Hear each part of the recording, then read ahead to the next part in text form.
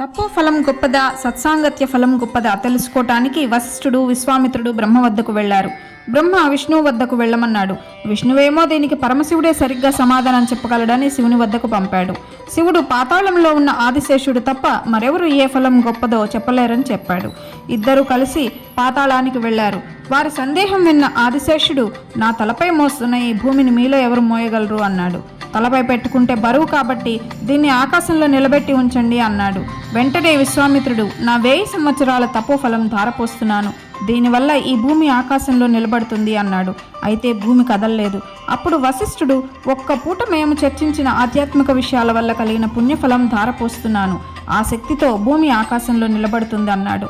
వశిష్ఠుడు అలా అనగానే ఆదిశేషుని తలపై ఉన్న భూమి ఆకాశంలో నిలబడింది. ఏది గొప్పదో దీనివల్ల రుజువైంది కదా అన్నాడు ఆదిశేషుడు. మంచి మాటల వల్ల వచ్చే పుణ్యఫలం తపఫలం కంటే గొప్పది. జై శ్రీకృష్ణ.